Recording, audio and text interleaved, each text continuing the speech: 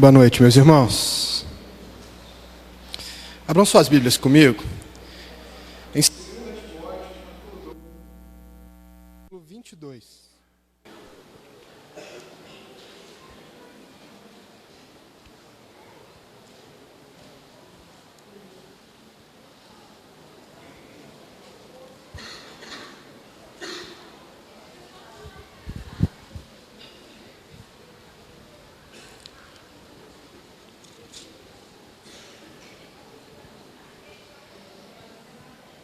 Segunda Timóteo, capítulo 2, versículo 22, apenas. Diz assim o texto bíblico, o texto sagrado, a palavra de Deus. Foge outrossim das paixões da mocidade. Segue a justiça, a fé, o amor e a paz com os que de coração puro invocam o Senhor. Vou ler de novo. Foge outrossim das paixões da mocidade. Segue a justiça, a fé, o amor e a paz com os que de coração puro invocam o Senhor. Vamos orar mais uma vez? Pai Santo, te agradecemos por essa rica oportunidade, por esta maravilhosa oportunidade de estarmos diante de Ti, mais uma vez, te cultuando, te adorando por meio da obra perfeita e suficiente do Teu Filho Jesus, Pai. E em nome de Jesus e por causa de Jesus, nesta noite nós nos colocamos diante de Ti também, para aprendermos mais da Tua palavra, da Tua vontade, da Tua revelação para as nossas vidas. E é por isso, Pai, que nós, nesta noite, nos colocamos diante de Ti, dizendo que somos carentes da Tua graça, até mesmo para compreendermos a Tua vontade. Pai Santo, derrama sobre nós iluminação do alto, entendimento vindo do Teu Espírito, para que a gente compreenda no nível do nosso coração as Tuas verdades, para que a gente, compreendendo as Tuas verdades, tenha um momento onde a gente tem também uma oportunidade de se tornar mais parecido com o Seu Filho Jesus, Pai. Fica conosco durante este momento, nos dê atenção, é o que nós te pedimos no nome de Jesus. Amém. Bom, meus irmãos, esse é um texto conhecido, os irmãos conhecem esse texto sempre é lido quando a gente fala de mocidade, quando a gente fala de UMP. Agora, o que muitas pessoas talvez não saibam é que sim, Timóteo era um jovem rapaz, Timóteo era um pastor jovem, e que por causa disso estava sendo instruído pelo apóstolo Paulo, mas o que nós talvez não saibamos é que Timóteo provavelmente tinha mais de 30 anos.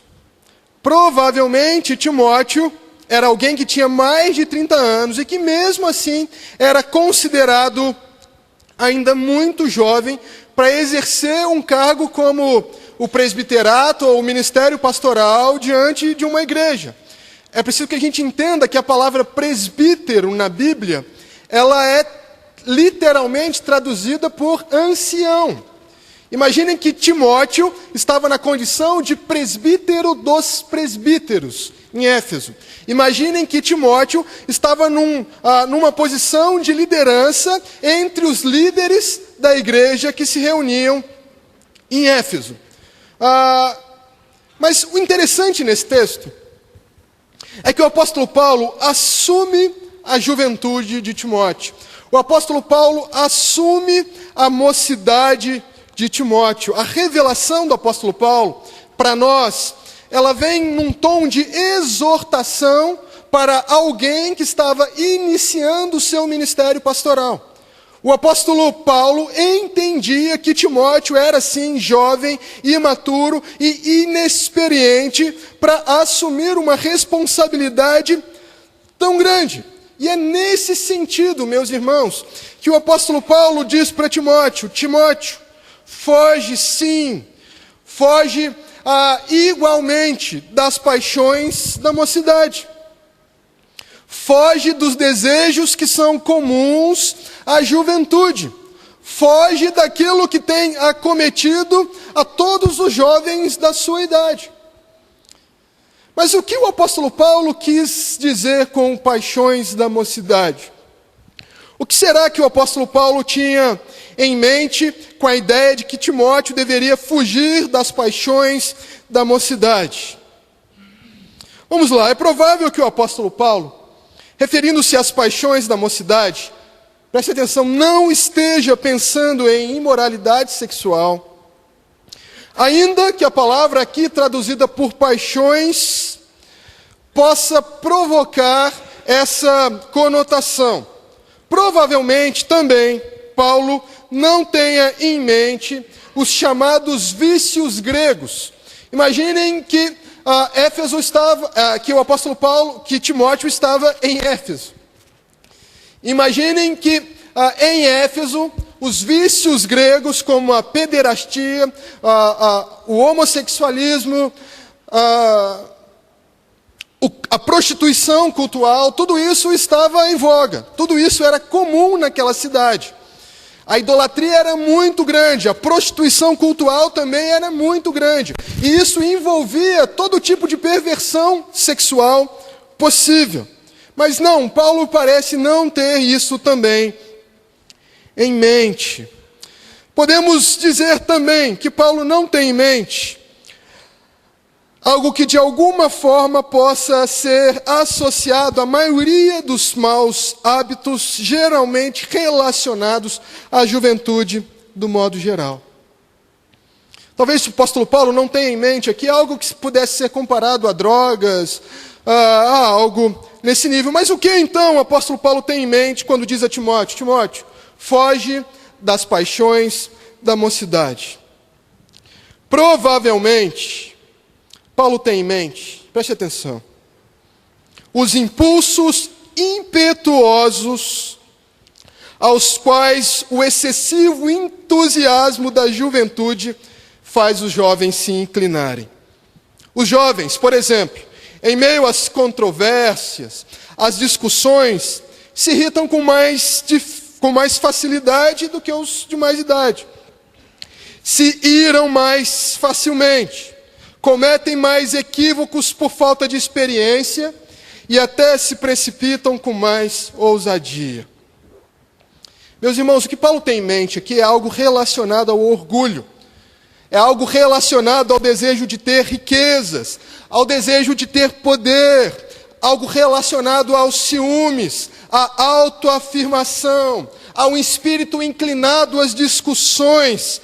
Paulo acreditava que, assim como qualquer outro jovem, Timóteo estava sujeito a essas paixões, as paixões próprias de sua idade, e em razão disso, ele lhe exorta.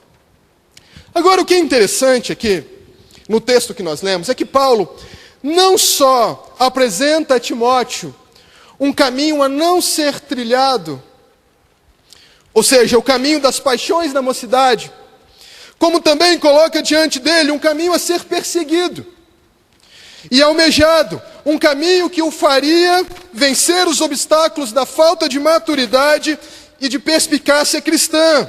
Paulo diz a Timóteo: Timóteo, segue a justiça, a fé, o amor e a paz com os que de coração puro invocam o seu nome. Toma o caminho contrário ao caminho das paixões da mocidade. Paulo está dizendo a Timóteo: Timóteo, em tempos de impetuosa juventude e muitas possibilidades de equívocos, percorre o caminho da sensatez e da piedade. É nesse tom que o apóstolo Paulo se refere a Timóteo quando ele descreve o que nós acabamos de ler aqui. Mas uma pergunta cabe para nós nessa noite. Será que os conselhos aqui lidos por nós, apresentados pelo apóstolo Paulo, são conselhos só para Timóteo? Ou será que eles são também conselhos que servem para cada um de nós?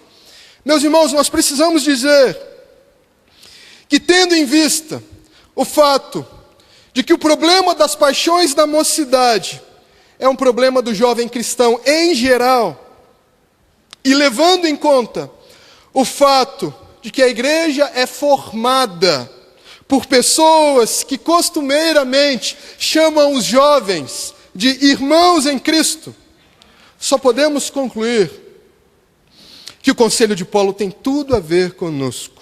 Só podemos concluir que o conselho de Paulo a Timóteo tem tudo a ver com a igreja. Por quê? Porque os problemas apresentados aqui por Paulo são os problemas de todos os jovens. E a igreja, ela não é só feita de jovens. Ela é feita também de pessoas que não são jovens, mas que chamam os jovens de irmãos.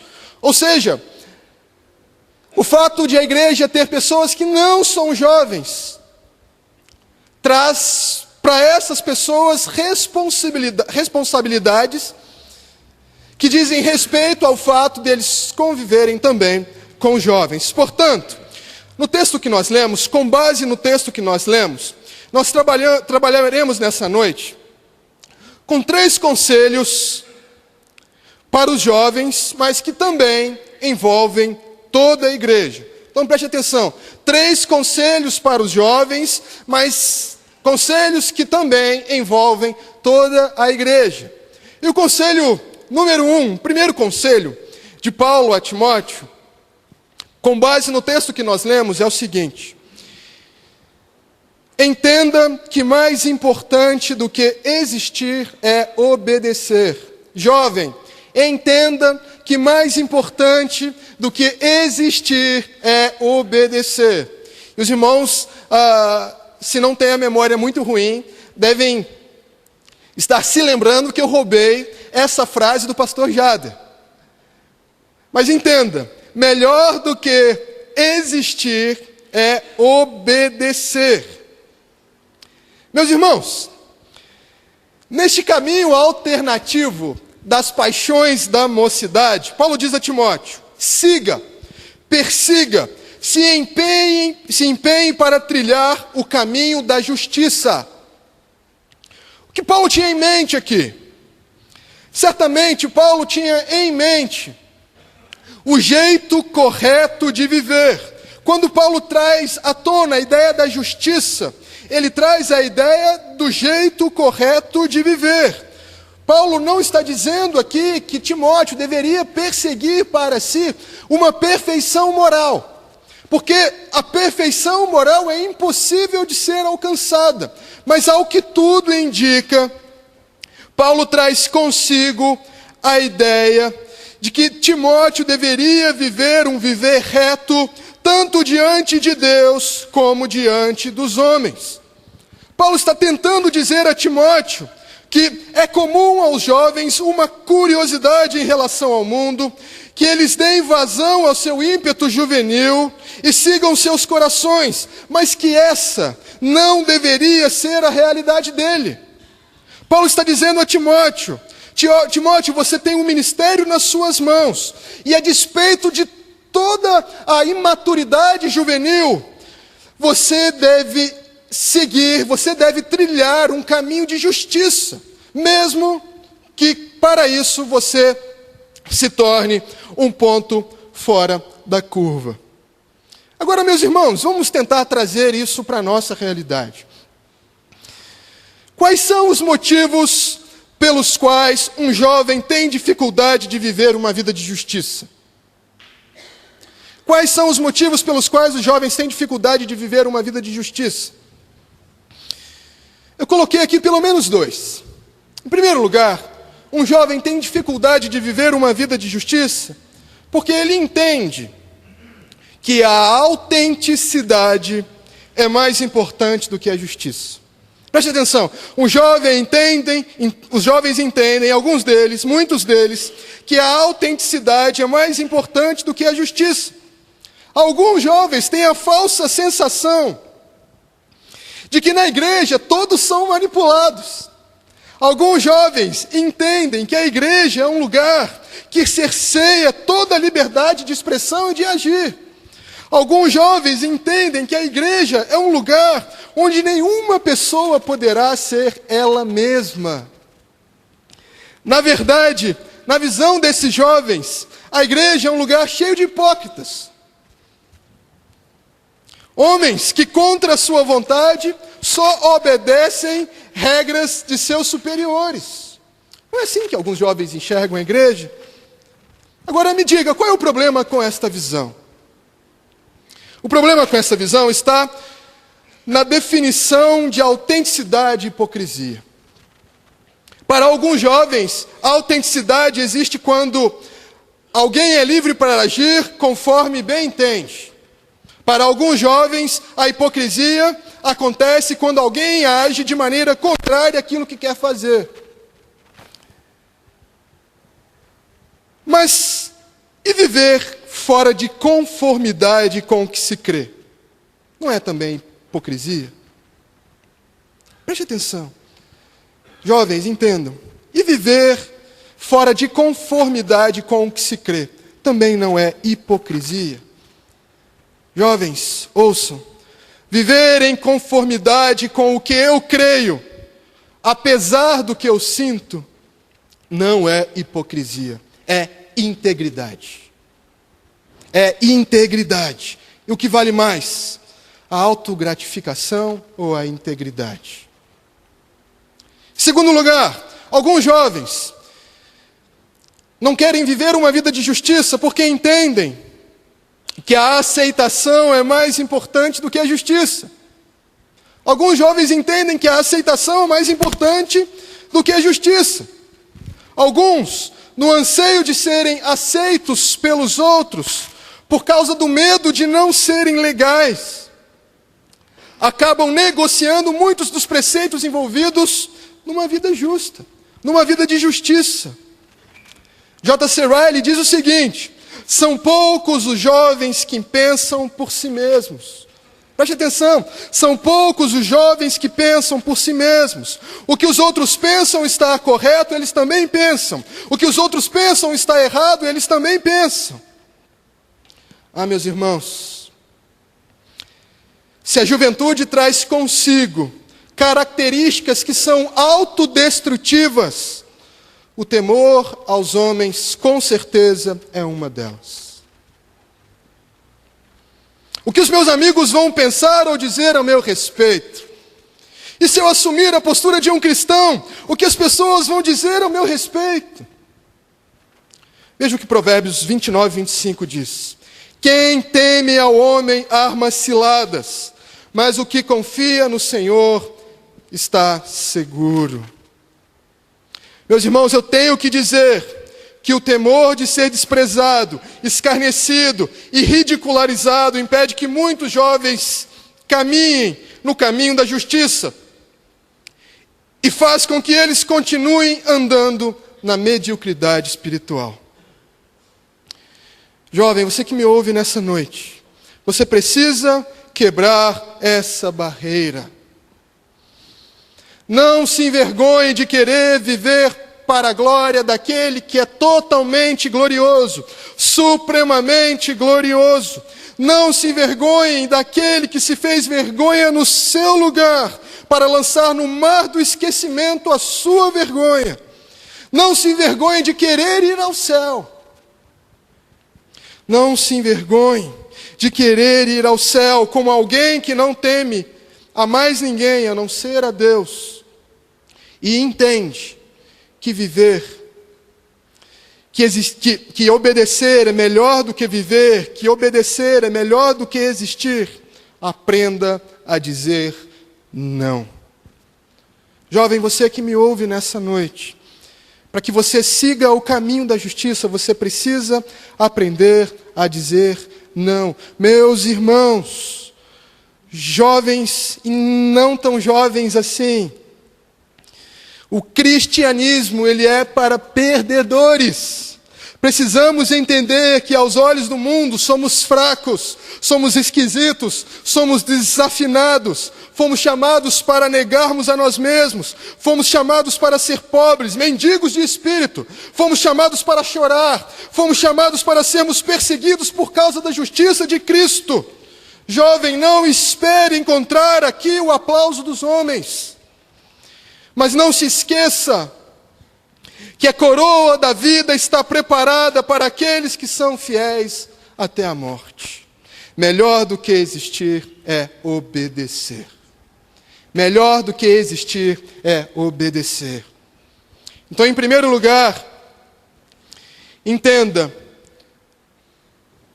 que mais importante do que existir é obedecer. Em segundo lugar, um segundo conselho para os jovens e para aqueles que estão envolvidos com os jovens, para aqueles que fazem parte de uma igreja que tem no seu hall de membros jovens, entenda que a vida cristã exige compromisso e fidelidade. A vida cristã exige compromisso e fidelidade. Ao que parece, no texto que nós lemos, Paulo tem por objetivo aqui encorajar Timóteo numa vida de compromisso e numa vida de fidelidade, visto que uma das características dos jovens é a inconstância e a fé frágil. Paulo sabia que na juventude muitos não suportam a pressão e acabam por abandonarem os votos um dia feitos diante de Deus. E por causa disso, Paulo queria que Timóteo entendesse, como alguém que atingiu já a maturidade espiritual, que a vida cristã deve ser marcada pela constante fidelidade. A fé aqui está relacionada à fidelidade e não ao que se crê. E é por causa disso, por causa da juventude de Timóteo, que Paulo o exorta para que ele seja um exemplo de firmeza, para que ele seja um exemplo de constância, para que ele seja um exemplo de fé. Agora, meus irmãos, por que muitos jovens não são tão constantes assim? Por que muitos jovens abandonam a casa de Deus, abandonam o convívio com a igreja, abandonam a congregação? Preste atenção. É um dado que o Epaminondas trouxe hoje de manhã. Você sabia que numa pesquisa realizada nos Estados Unidos, 70% dos jovens abandonam a igreja quando saem do ensino médio?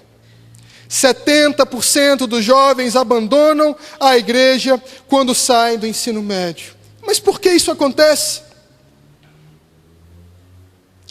Por que ao jovem é tão difícil permanecer na fé? Porque a deserção é um sintoma na juventude. Meus irmãos, sinceramente, nós poderíamos ficar aqui discorrendo a respeito de muitos motivos pelos quais os jovens abandonam a igreja. Muitos encontram sentimentos melhores, outros se cansam de fingir.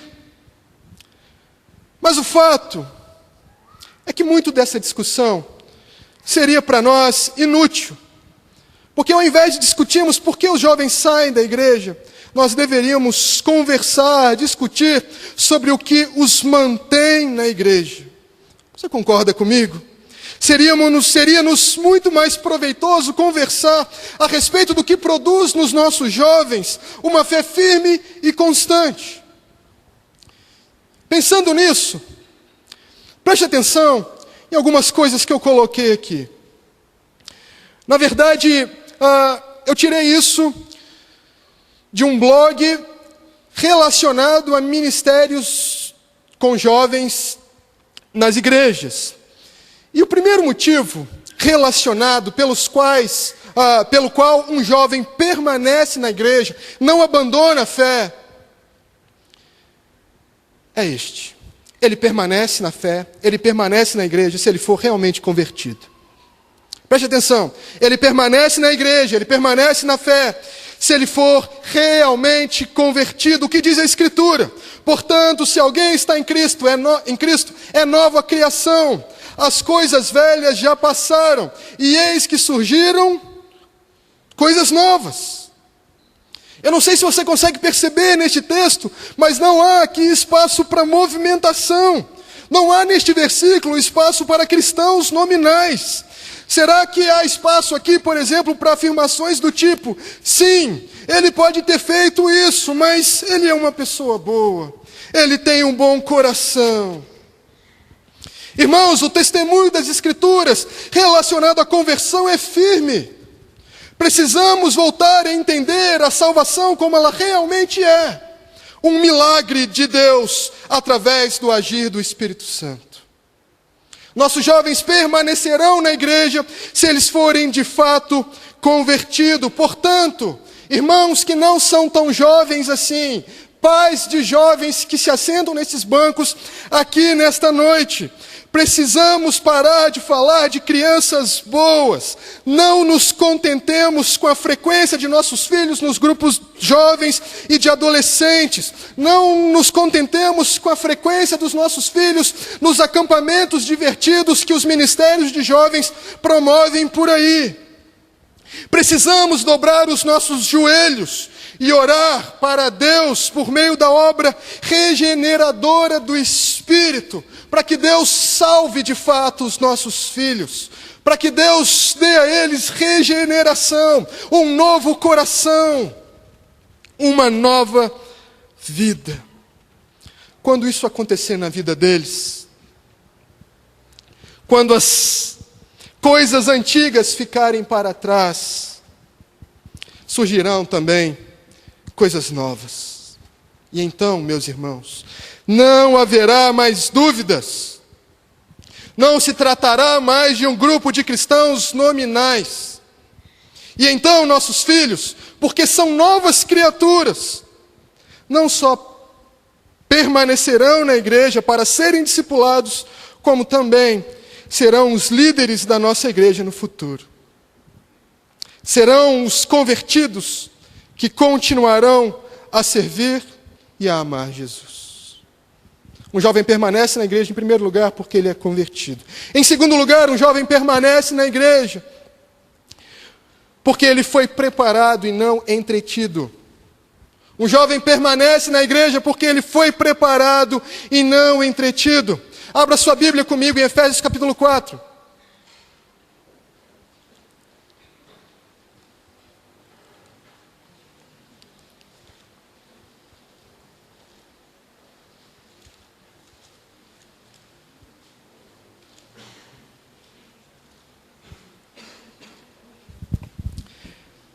Efésios capítulo 4, versículos 11 e 12.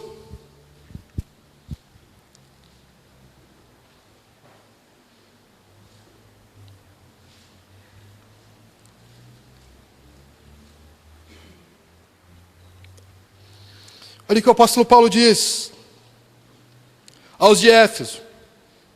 E ele mesmo concedeu uns para apóstolos, outros para profetas, outros para evangelistas e outros para pastores e mestres, com vistas ao aperfeiçoamento dos santos, para o desempenho do seu serviço, para a edificação do corpo de Cristo.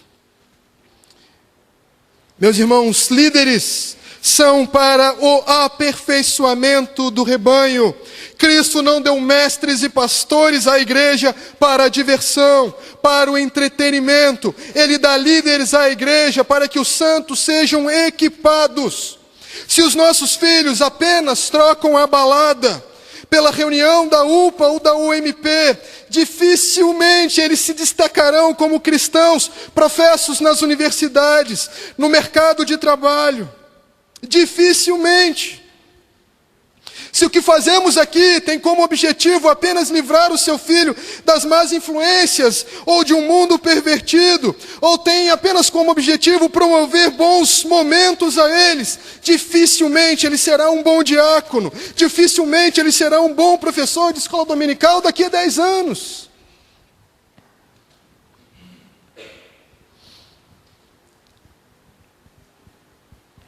Permanecem constantes e firmes aqueles que foram preparados para isso.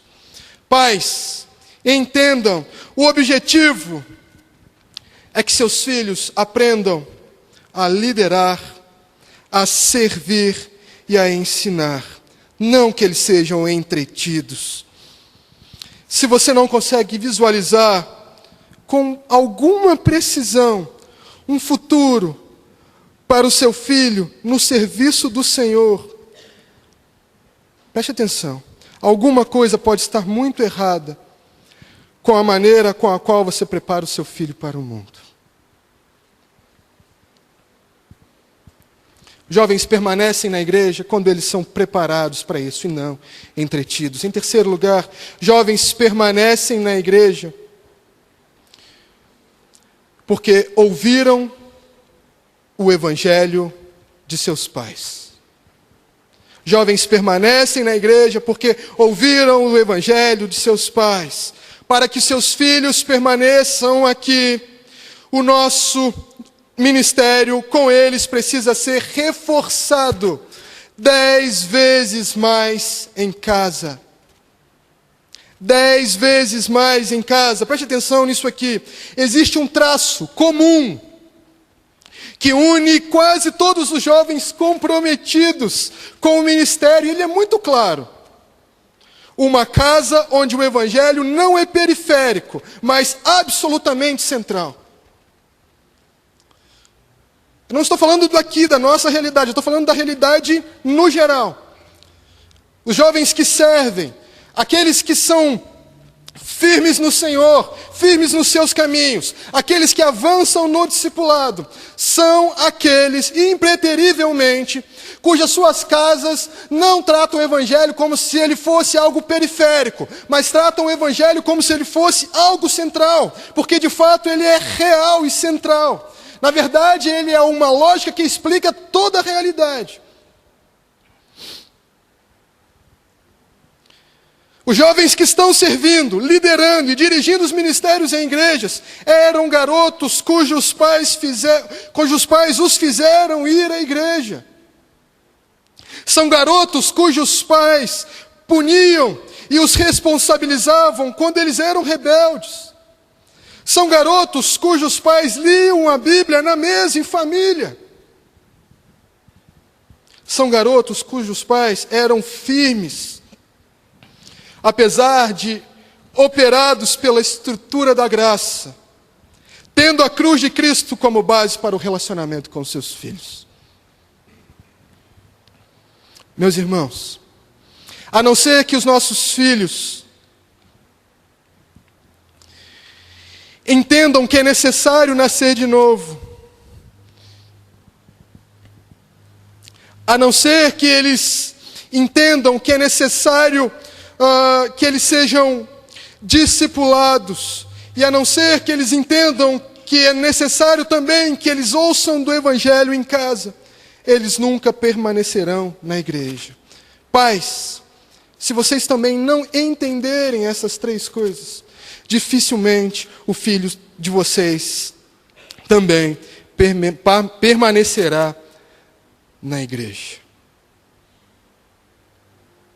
Jovens que me ouvem nessa noite, só existe um caminho a ser seguido, e é o caminho da fidelidade. Não mera fidelidade. Eu não estou falando de moralismo aqui, nem de hipocrisia. Eu estou falando de um compromisso com Deus, tendo como base a obra salvadora e perfeita de Jesus Cristo. Eu estou falando de uma vida centrada no Evangelho. Jovens, e nem tão jovens assim, precisam entender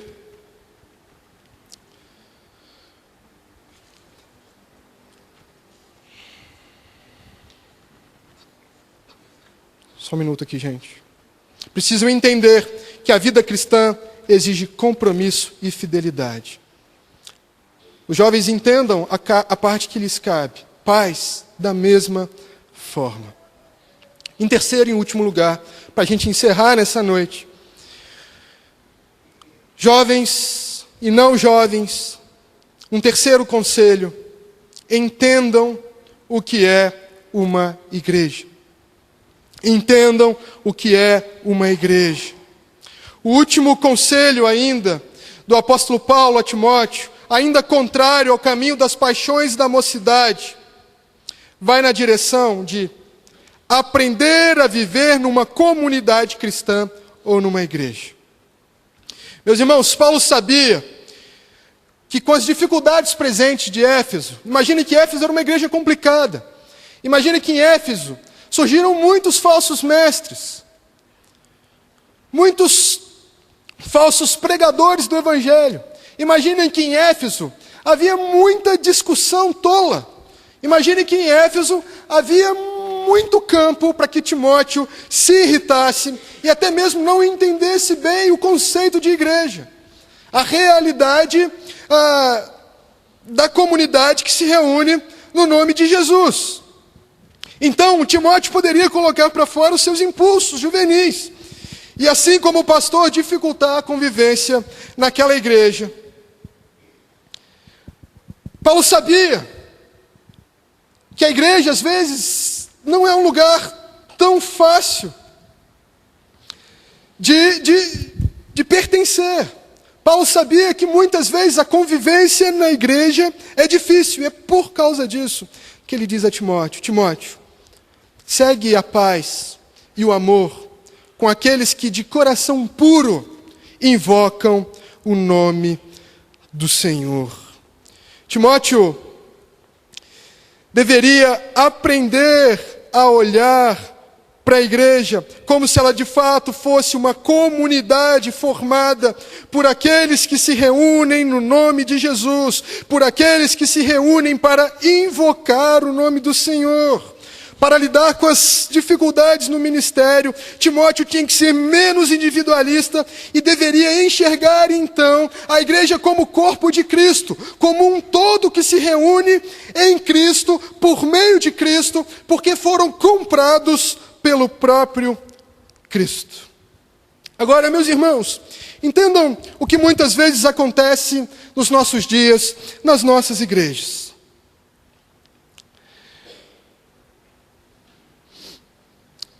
O que geralmente acontece nas nossas igrejas, o que geralmente existe dentro das nossas igrejas, é uma espécie de segregação das gerações. Preste atenção, os ministérios de jovens não interagem com as UPHs.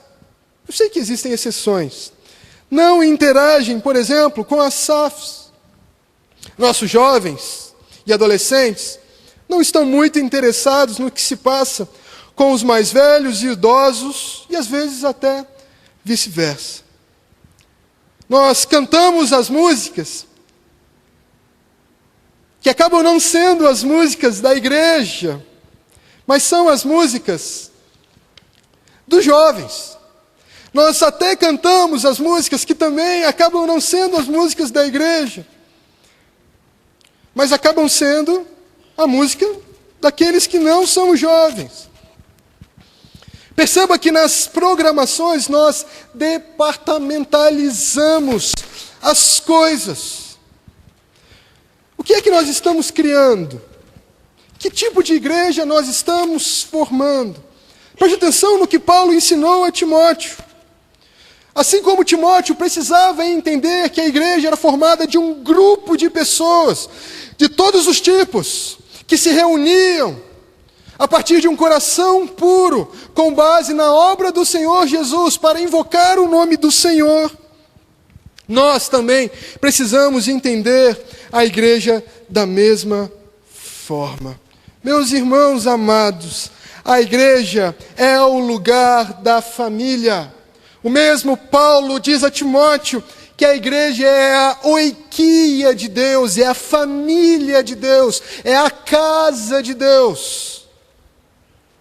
Precisamos entender, a despeito do que muitos jovens acham, na maioria das vezes, por exemplo, que são os mais velhos, é que sabem das coisas. Jovens que me ouvem nessa noite, são os mais velhos, é que sabem das coisas.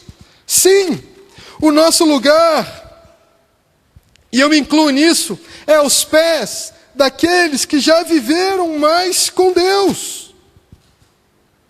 Precisamos entender que Cristo nos permitiu conviver com pessoas mais velhas na igreja para sermos discipulados, para aprendermos a servi-los, para aprendermos a respeitá-los e a honrá-los.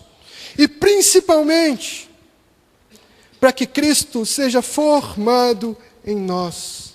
A igreja é um lugar de todas as gerações, Uma igreja que não abraça todas as gerações, que departamentaliza tudo, não pode ser a igreja de Cristo. Não pode ser a família de Deus. Vai haver deficiência. Além disso, precisamos entender que quando Cristo sangrou naquela cruz, foi a um povo que Ele salvou.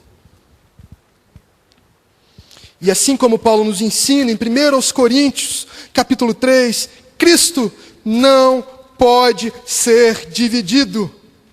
Entenda, Cristo morreu para que o seu povo adorasse ao Pai em comunidade.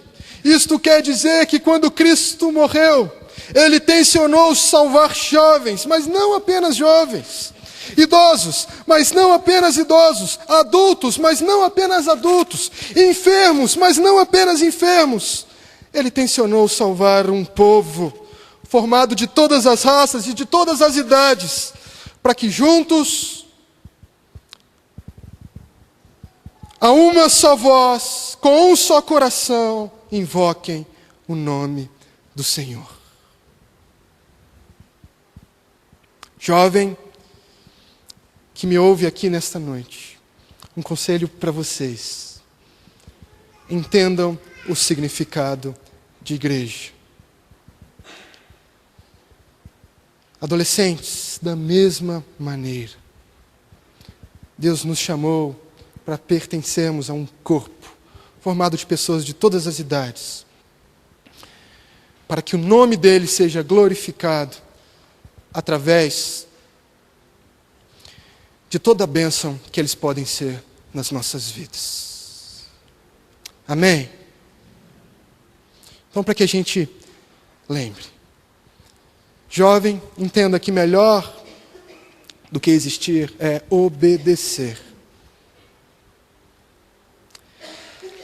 Em segundo lugar, entenda que cristianismo, evangelho, exige de nós fidelidade e compromisso. E em terceiro lugar, entenda que você precisa se aprofundar cada vez mais no conhecimento do conceito do que é a igreja do Senhor Jesus Cristo. Nós vamos agradecer a Deus pela nossa mocidade agora. E antes de orar, depois eu quero orar com eles. Não, vamos fazer o seguinte, jovens, venham aqui à frente. Nós vamos orar com vocês.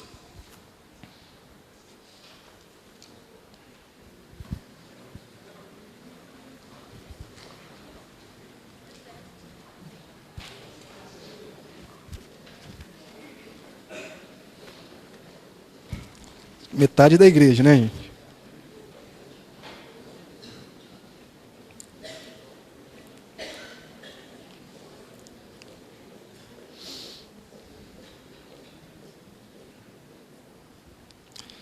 Gente, vamos fazer o seguinte, vamos ficar de pé, todo mundo. Eu queria que você ficasse de pé nessa noite, em sinal de que você esteja assumindo o compromisso de ser igreja na vida desses meninos, na vida desses jovens. O discipulado, o amadurecimento deles depende também de vocês. Amém? E é por causa disso que eu queria que vocês estivessem de pé e nós vamos orar por eles. Não sei se o Marco Aurélio está aí, o presbítero está aí? Não. Ele é conselheiro da UMP. Mas eu queria pedir, se ele não está aqui, eu queria pedir o Valdir para vir aqui na frente e fazer essa oração por esses meninos.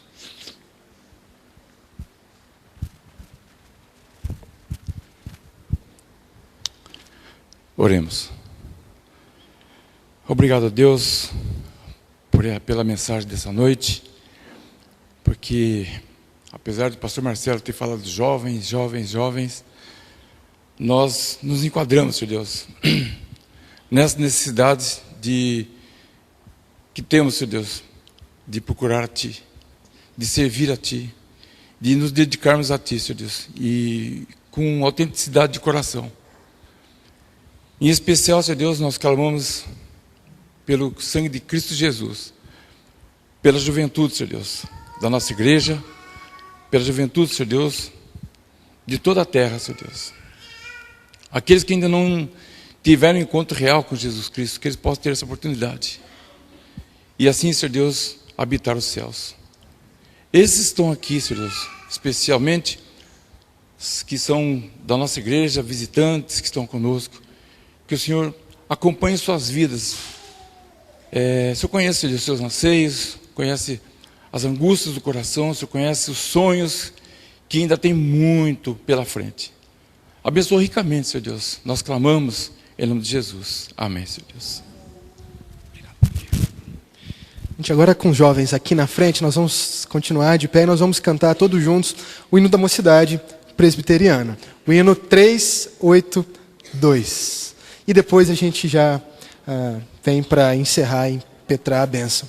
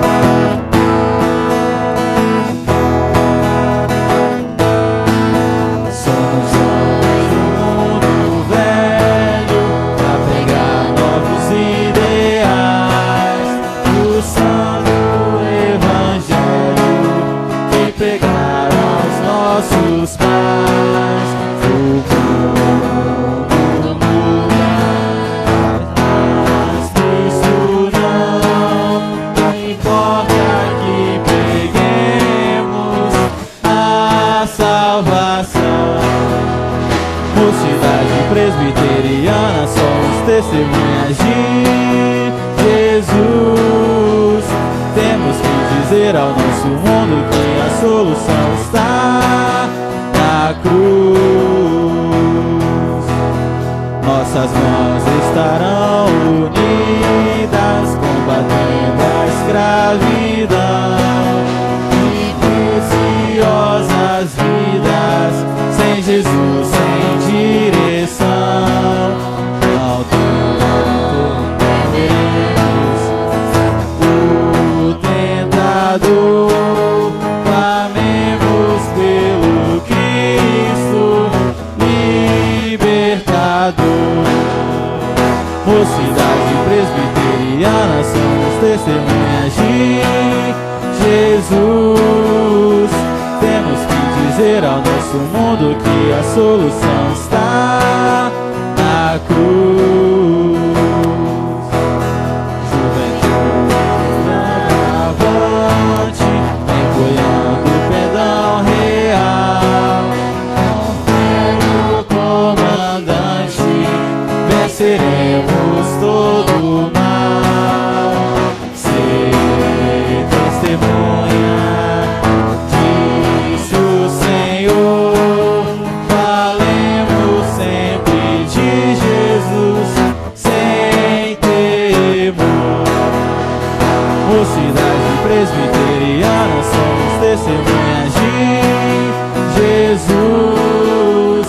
Temos que dizer ao nosso mundo que a solução está na cruz.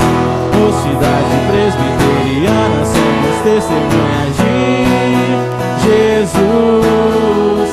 Temos que dizer ao nosso mundo que a solução está na cruz.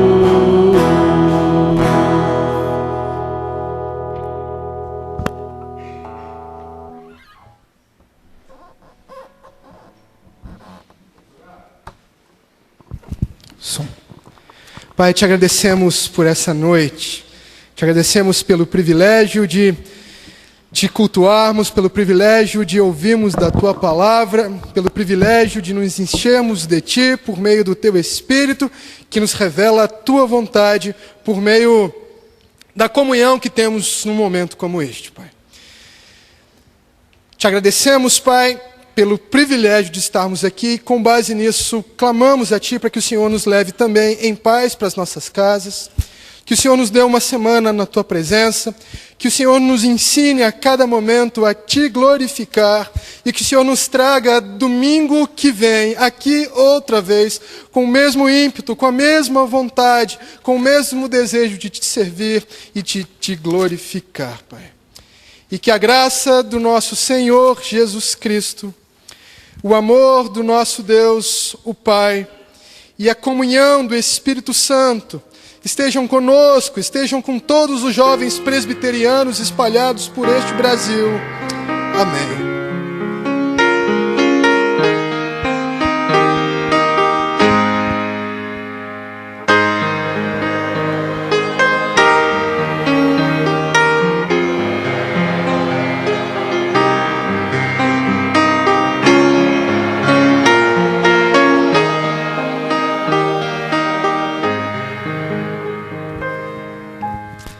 Os irmãos podem se assentar.